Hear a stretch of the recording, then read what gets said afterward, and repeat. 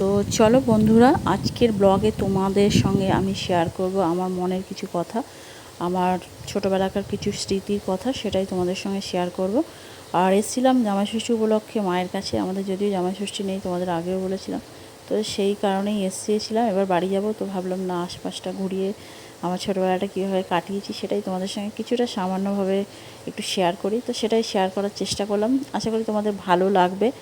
আর তোমরা যদি আমার ভিডিওটা দেখে ভালোবাসো কি ভালো লাগে, তাহলে একটা লাইক করো, কমেন্টস করো আর সাবস্ক্রাইব করো, আর আমার চ্যানেলের পাশে থাকো। তো চলো পুরো ভিডিওটা দেখতে থাকো।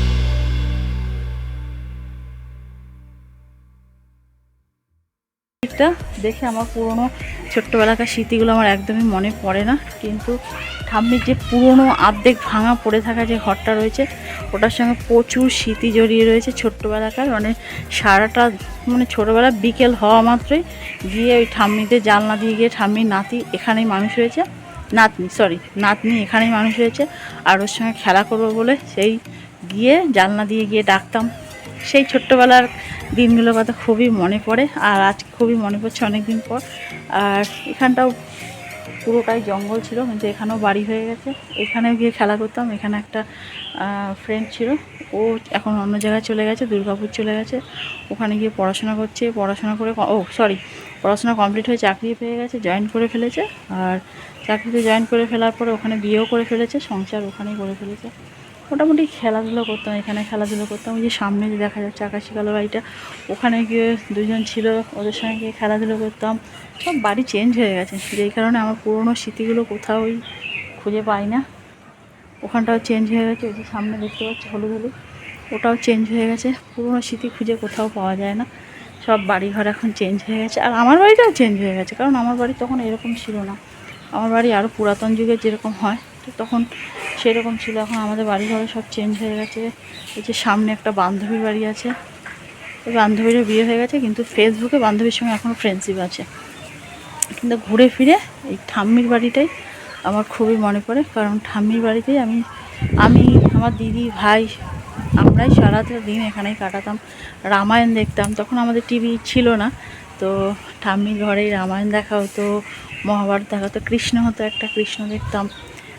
হঠাৎ সব কিছু একদম তছনছ হয়ে গেল। হয়তো কাকাই থাকলে এতটা কিছু হতো না, হয়তো কাকার সঙ্গে এখনও দেখতাম, এদের বংশধর এখানেই থাকতো, দেখা হতো। আমি আজকে খুবই বকবক করে ফেলছি, কারণ আমি অনেক দিন পর তোমাদের সঙ্গে এতটাই কথা বলছি, কারণ আমার পুরনো স্মৃতিগুলো আমার খুবই মনে পড়ছে। চলো দেখাই তোমাদেরকে আরেকবার ঘুরিয়ে জায়গাটা। সেই জানলা ধরে কথা বলতাম।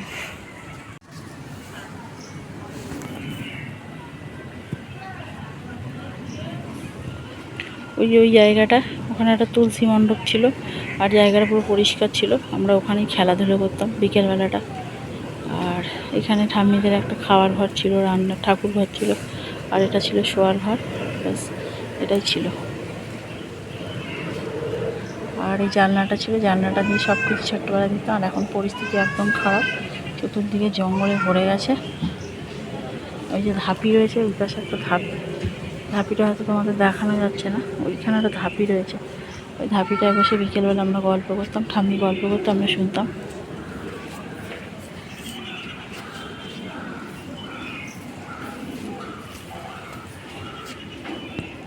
আর ওটাও আমাদেরই ঘর। এখন ওই ঘরটা আমাদের থাকা হয় না, ওই এক্সট্রা যা জিনিস, ঘরের জিনিসপত্র, সেগুলো ওই ঘরেই রাখা হয়। আর আগে ওই ঘরটা আমরা ওটাতেই থাকতাম। আর এই যে এখানে রয়েছে, যে এখানে একটা ঘর ছিল, এখন এটা পরিবর্তন হয়ে গিয়ে এই রুমটা এইরকম ঘর হয়েছে। রুম বলছি, সরি, এইরকম ঘর হয়েছে। আগে এরকম ছিল না, আগে শুধু আমাদের পেছন ঘরটাই ছিল। আর সবটাই আমাদেরই জায়গা মোটামুটি। চলো অনেক দিন পর তোমাদেরও দেখাই আমার বাপের বাড়িটা। আর রিসেন্ট কী হচ্ছিলো জানো তো, ছাদটা না একদম ফেটে যাচ্ছে। তারপরে এই ছাদের উপরে আবার এক্সট্রা সিমেন্ট ঢালাই দিয়ে আবার করা হয়েছিল। রিপেয়ারিং করতে তাতে 50,000 টাকা খরচা পড়ে গেছে, কিন্তু কোনো কাজই হয়নি। তো পরবর্তীকালে আবার কি হলো, এই মোটামুটি 2 সপ্তাহ মতন হলো ছাদের মধ্যে এখন যেটা হচ্ছে নতুন, ওই কী দিয়ে করে না, রং না আঠা দিয়ে কি একটা করে, মোটামুটি 10 বছর মতন লাস্টিং করে, ঘর ঠান্ডা থাকে। ওটাকে কী বলে ঠিক আমার মাথায় আসছে না, তো সেটাই করা হয়েছে। দেখো বলছে তো 10 বছর লাস্টিং করবে, এটা উঠবে না। কিন্তু পরবর্তীকালে কি হবে জানি না, হয়তো এখানে আবার করে দিতে পারে, বা এখানে চালা সিস্টেম করে দিতে পারে। তো এখন আপাতত এটাই রয়েছে। আর অনেক দিন পর বাপের বাড়িতে এসেছিলাম, আর আজকে চলে যাব, তো সেই কারণে মনটা একটু খারাপ করছে। আর মায়েরও মনটা একটু খারাপ, চলে যাব বলে। তো কী আর করা যাবে। আর এখন যাব না এই কারণে, কারণ দিদির মেয়ে যদি দেখে এখন বেরোচ্ছে, তাহলে ও খুব কান্নাকাটি করবে। তো সেই কারণে ওর একটু পরে টিচার আসবে, তো সেই সময় আমি বাবানকে নিয়ে বেরিয়ে যাব। আর গিয়ে তারই মধ্যে রেডি করে রাখলাম, মোটামুটি জামা কাপড় সব গুছিয়ে রেখে দিচ্ছি। আর গাড়িটা আমার পেছন ঘরে ছিল, ওখান থেকে বার করে এনে চলো তো তোমার দেখাই।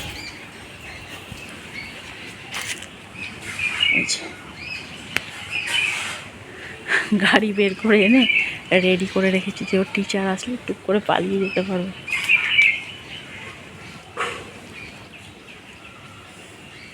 তো চলো তোমাদের সঙ্গে না আবার গিয়ে বাড়িতে গিয়ে দেখা হবে, কথাবার্তা হবে।